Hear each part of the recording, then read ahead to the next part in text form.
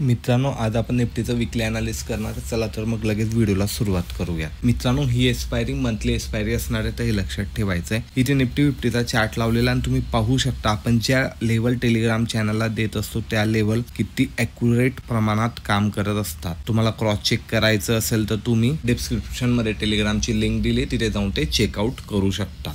आता आपण येणाऱ्या वीकसाठी आपली स्ट्रॅटर्जी काय असणार आहे, लेवल काय असणार आहे ते पाहून घेऊयात. तर मित्रांनो, इथे निफ्टीचा वन डेचा चार्ट पॅटर्न लावलेला आहे आणि त्या चार्ट पॅटर्नमध्ये तुम्ही पाहू शकतात एक साईडवेज मार्केट आहे. मागच्या ॲनालिस्टच्या व्हिडिओमध्ये पण आपण हे मेन्शन केलेलं होतं. ज्यांनी पाहिलं असेल त्यामध्ये आपण क्लिअर सांगितलं होतं की कोणत्या रेंजच्या वरती आपल्याला बाय आणि कोणत्या रेंजनंतर आपल्याला सेल करायचं. तर इथेही पूर्ण वीक त्या रेंजमध्ये आपल्याला पाहायला मिळालेला आहे. जोपर्यंत बॉक्सच्या वर निघत नाही ना मित्रांनो, तोवर आपण इथे बुलिश होणार नाही किंवा बॉक्स ब्रेक होत नाही तोवर आपण इथे सेल करणार नाही. ही जी एक्सपायरी राहणार ही मंथली एक्सपायरी, तर एक मोठी मोमेंटम येण्याची शक्यता आहे. असं का? दोन रिझन आहे. एक तर मंथली एक्सपायरी, सेकंड 1 तारखेला बजेट आहे मित्रांनो, तर त्यामुळे इथे एक मोठी मोमेंटम येण्याची शक्यता आहे ह्या वीकमध्ये, हे लक्षात ठेवायचं. म्हणून ही रेंज आपल्याला फार महत्त्वाची आहे.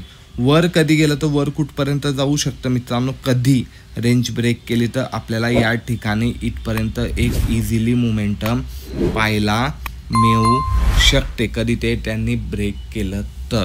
खाली गेलं तर जवळपास 22,000च्या पण आसपास आपण इथे निफ्टीला जाताना पाहू शकतो. हे तर झालं एक ओव्हरव्ह्यू, म्हणजे पूर्ण वीकमध्ये कशा प्रकारे मार्केट जाऊ शकतं, मोठी रेंज काय असू शकते.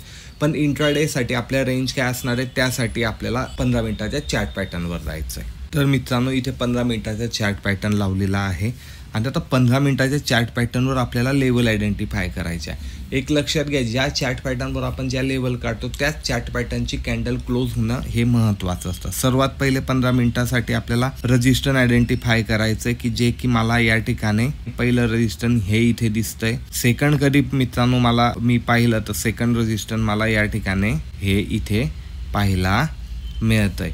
अजून एक वरची लेवल कधी आपल्याला काढायची असेल तर चार्टला थोडंसं आपल्याला क्विज करावं लागेल आणि इथे आपल्याला पुढची एक लेवल पाहायला मिळते जी की ही आहे मित्रांनो. तर इथपर्यंत आपल्याला ही लेवल पाहायला मिळते आहे आणि याच्या वरती कधी गेलं तर टेलिग्राम चॅनलला आपण अपडेट करणारच आहे. मोठी मोमेंटम काय येणार आहे त्याचं रिझन मी तुम्हाला सांगितलंय. सपोर्ट आपल्याला कुठे पाहायला मिळतोय की जो आहे मित्रांनो फायनली सपोर्ट या ठिकाणी हा आपल्याला इथे पाहायला मिळतो. याच्या कधी खाली आलं तर एक मोठा फॉल आपल्याला होताना दिसेल. आता याच्यासाठी खालच्या लेवलसाठी आपल्याला चार्टला थोडंसं क्विज करून मागे जाऊन पाहायचं आहे की चार्टने प्रिव्हियस टायमाला ह्या रेंजच्या खाली केव्हा ट्रेड केलेला आहे. याच्यासाठी आपल्याला चार्टवर मागे जावं लागेल आणि आपल्याला इथे दिसतंय मित्रांनो की चार्ट या ठिकाणी खाली आलेला आहे. तर मग आता आपल्याला लेवल कोणती दिसते, ही एक लेवल दिसते मित्रांनो आणि त्यानंतर कधी त्याला ब्रेक केलं तर आपल्याला ही एक लेवल या ठिकाणी दिसते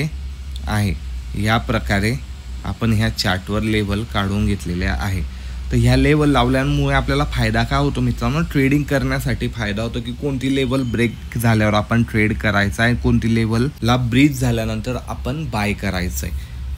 आणि लेवलच्या वरती किंवा खाली आपला स्टॉप लॉस असतो. स्टॉप लॉस एकदम लहान असतो. आपल्याला ट्रेड करण्यासाठी क्लिअरिटी मिळते. म्हणून लेवल आयडेंटिफाय करून लेवलवर ट्रेड करणं हे महत्त्वाचं असतं. व्हिडिओ कधी आवडला असेल किंवा काही शंका असेल तर कमेंटमध्ये नक्की विचारा, लाईक करा, शेअर करा. मी भेटेल तुम्हाला पुढच्या व्हिडिओमध्ये. धन्यवाद.